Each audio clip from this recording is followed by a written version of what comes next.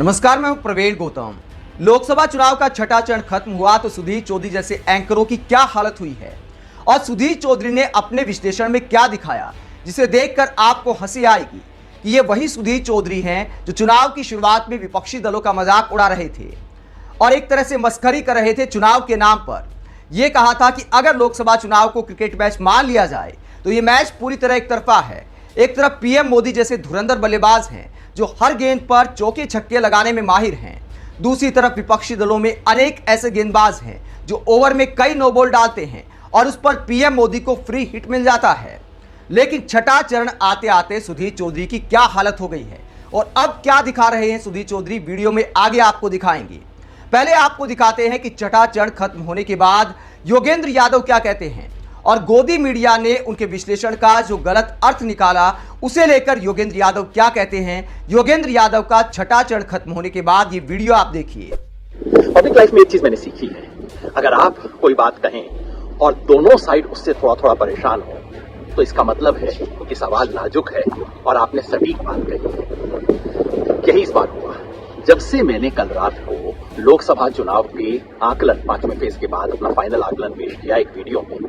तब से प्रतिक्रिया देखने के बाद से मुझे लगा कि भाई तीर सही निशाने पे लगा है। बीजेपी वाले ट्रोल तो हमेशा ही गाली गलौज करते हैं, उन्होंने इस बार भी गाली गलौज की, बात को ऐसा तोड़ मरोड़ के पेश किया। कुछ इंडिया गठबंधन के लोग भी इस प्रोपेगेंडा से विचलित हो गए। अरे क्या बात कह रहे हैं आपने क्या कह दिया।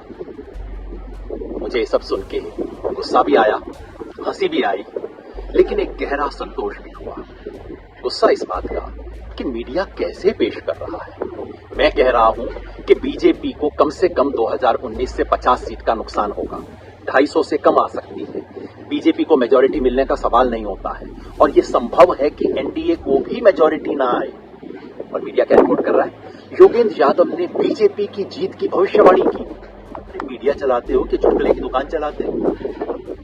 हंसी इस बात की आई कि बीजेपी के दरबारियों को और उनका समर्थन करने वालों को योगेंद्र यादव का कंधा चाहिए अपनी बात की विश्वसनीयता बनाने के लिए। शुक्रिया कहने का मन किया, लेकिन एक गहरा संतोष इस बात का हुआ कि आखिर ये बहस उस बिंदु पे आ गई जहां पिछले 1.5 महीने से मैं इसे लाना चाह रहा था। 1.5 महीने से मैं कह रहा हूं कि भाई ये 400 पार की बात टोटल फिजूल है, बकवास है, 400 बीसी है, झूठा प्रोपेगेंडा है, इस पे बात करने की जरूरत नहीं है। इतने महीनों तक बात करने के बाद अब मीडिया ने इस पे पूर्ण विराम लगा दिया है। मैं ये भी कह रहा हूं कि 303 के ऊपर जाने की बात नामुमकिन है। लगता है 303 के ऊपर की बात करने वालों ने भी अब वो बात छोड़ दी है। मैंने ये भी कहा कि बीजेपी को 272 के ऊपर नहीं जा रही है, 272 से नीचे है। लगता है बिना बोले बीजेपी के समर्थकों और मीडिया के मित्रों ने इस बात को भी स्वीकार कर लिया है और बहस उस बिंदु पे आ गई है जब मैं पहले से कह रहा हूं कि असली बहस केवल इतनी है कि क्या पूरा एनडीए मेजॉरिटी ला पाएगा या नहीं ला पाएगा। मैंने ये कहा कि 5वें दौर के अंत में एनडीए आगे था, इंडिया पीछे था। मैंने ये भी कहा कि यह संभव है अगर ये स्थिति और चलती रही, जो खबर हरियाणा से, दिल्ली से, पूर्वी उत्तर प्रदेश और पश्चिमी बिहार से मिल रही है, अगर वो चलती रही तो ये भी संभव है कि इंडिया ऊपर हो जाए और एनडीए नीचे हो जाए। मतलब ये चुनाव पलट चुका है। ये सरकारी और दरबारी मीडिया के प्रोपेगेंडा से सावधान। बस देखते रहिए खेल चुनाव का और खेल मीडिया का। तो योगेंद्र यादव कहते हैं कि चुनाव में जान आ गई है और बहस अब इस बात की होनी चाहिए कि बीजेपी कहां पहुंचती है और एनडीए क्या बहुमत का आंकड़ा छुपाएगा। यह दावा किया है योगेंद्र यादव ने अपने अनुभव के आधार पर। और सुधीर चौधरी की क्या हालत हो गई है आप सोच कर देखिए कि जो सुधीर चौधरी कहते थे कि मुकाबला एक तरफा है, बहस इस बात की होनी चाहिए कि आंकड़ा 400 पार जाएगा या नहीं जाएगा, वो सुधीर चौधरी अब चुनावी सीटों की बजाय किसी और चीज की गिनती करने में लगे हैं। सुधीर चौधरी ने छठे चरण के बाद एक विश्लेषण किया और कमाल का विश्लेषण किया। अब सीटें गिनने की बजाय, क्योंकि अपने ही चैनल पर उनके चुनावी एक्सपर्ट कहते हैं कि मैच आखिरी ओवर तक चलेगा और मुकाबला रोमांचक हो गया है, तो सुधीर चौधरी अपने ही चैनल के सर्वे एक्सपर्ट को गलत नहीं बता सकते। इसीलिए मजबूरी में क्या गिनने में लगे हैं, ये गिनने में लगे हैं कि पीएम मोदी ने अब तक कितने इंटरव्यू दिए हैं और इस स्कोर में पीएम मोदी राहुल गांधी से कितना आगे जा रहे हैं। मतलब चुनावी सीटों को भूल गए हैं और देश की जनता को बता रहे हैं कि पीएम मोदी फिलहाल छठे चरण के बाद 71-0 से आगे चल रहे हैं। मतलब इस बात का विश्लेषण कर रहे हैं कि पीएम मोदी ने अब तक 71 इंटरव्यू दिए हैं, जबकि राहुल गांधी ने एक भी इंटरव्यू नहीं दिया। पीएम मोदी मेहनत कर रहे हैं और राहुल गांधी मेहनत से बच रहे हैं। मतलब पीएम मोदी के लिए अब ये वाला परसेप्शन बना रहे हैं कि देखिए, इंटरव्यू में पीएम मोदी 71-0 से आगे हैं। जब सोशल मीडिया पर मजाक उड़ाया इस बात को लेकर सुधीर चौधरी ने राहुल गांधी का, तो पब्लिक ने जवाब देते हुए क्या कहा, जरा सुनिए। सुधीर चौधरी को जवाब देते हुए पब्लिक कहती है कि किसी भी पत्रकार ने शिक्षा, स्वास्थ्य, महंगाई, बेरोजगारी, किसान, जवान, पहलवान, रेवन्ना, बृजभूषण, मणिपुर, इन सब पर सवाल किए हैं क्या? सुधीर चौधरी, नरेंद्र मोदी ने पिछले 10 साल में एक बार भी प्रेस कॉन्फ्रेंस नहीं की। क्या नरेंद्र मोदी सिर्फ अपने चमचों को स्क्रिप्टेड इंटरव्यू देते रहेंगे या फिर ईमानदार पत्रकारों के बीच प्रेस कॉन्फ्रेंस करेंगे? राहुल गांधी प्रधानमंत्री होते तो 100 प्रेस कॉन्फ्रेंस हो चुकी होती। हर गोदी पत्रकार को बुला बुलाकर इंटरव्यू देने की जरूरत नहीं पड़ती। मोदी को कोई सुन नहीं रहा। अब मानसिक रूप से पीड़ित नरेंद्र मोदी को कोई सुनना नहीं चाहता। एक्सपायर्ड आइटम हो चुके हैं मोदी जी। पिछले 10 सालों पर सवाल कितने किए हैं आपने और उन 71 चैनलों ने, और आने वाले 5 साल में इनकी गरीब, रोजगार, विकास को लेकर क्या योजनाएं हैं, क्या पूछा था आपने? वो इंटरव्यू नहीं है, परमात्मा द्वारा भेजे गए व्यक्ति से कथा सुनने आते हैं आप जैसे कथित पत्रकार लोग। सुधीर चौधरी, आपको बुरा लगा है कि राहुल गांधी ने आपको इंटरव्यू नहीं दिया, या आप लोग थक चुके कि आप एक नेता और पार्टी को कितनी बार दिखाएं?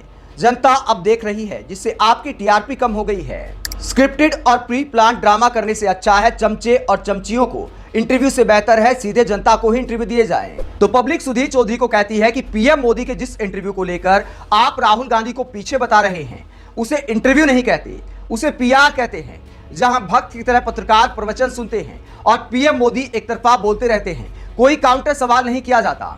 और ऐसे इंटरव्यू देने में भला क्या मेहनत है?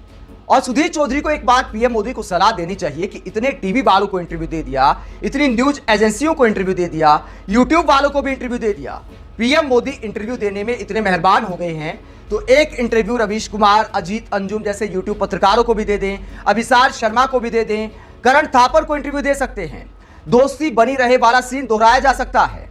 पीएम मोदी को कहना चाहिए, सुधीर चौधरी को सलाह देनी चाहिए कि देखिए, हमारे वाले भक्त पत्रकारों के तो व्यूज आ नहीं रहे, तो आप एक बार ज्यादा व्यूज पाने के लिए ऐसे पत्रकारों को भी इंटरव्यू देने की हिम्मत दिखाएं।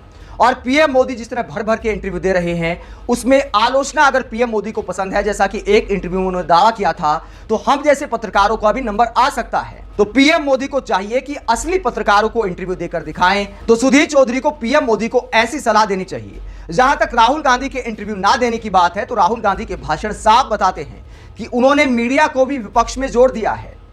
टीवी चैनल के पत्रकारों को राहुल गांधी विपक्ष की तरह ट्रीट कर रहे हैं, रैलियों में उन पर भाषण देते हैं, क्योंकि मीडिया पीएम मोदी का एक तरफा प्रचार कर रहा है। इसीलिए राहुल गांधी पीएम मोदी के इंटरव्यू का भी मजाक उड़ाते हैं, पत्रकारों को भी निशाने पर लेते हैं कि ये हमारे मित्र नहीं है, ये एक तरफा एजेंडा चला रहे हैं।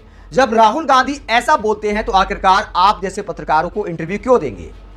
और कमाल की बात है कि सुधीर चौधरी के पास अब इतना फालतू टाइम है कि पीएम मोदी के इंटरव्यू गिन रहे हैं कि देखिए कितने लोगों को इंटरव्यू दिया है।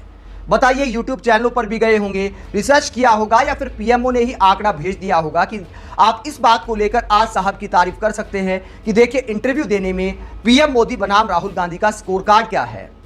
आप सुधीर चौधरी की ऐसी भक्ति को लेकर क्या सोचते हैं, जहां लोकसभा चुनाव का आकलन बंद कर दिया है और अब इंटरव्यू वाला स्कोर कार्ड जनता को दिखा रहे हैं और कहते हैं कि देखिए पीएम मोदी कितनी मेहनत करते हैं। आप सुधीर चौधरी की ऐसी भक्ति को लेकर क्या सोचते हैं, कमेंट बॉक्स में अपनी राय जरूर दें। अगर आप हमारी पत्रकारिता को पसंद करते हैं तो थैंक्स के ऑप्शन का इस्तेमाल करें, वीडियो को लाइक करें, चैनल को सब्सक्राइब करें। नमस्कार।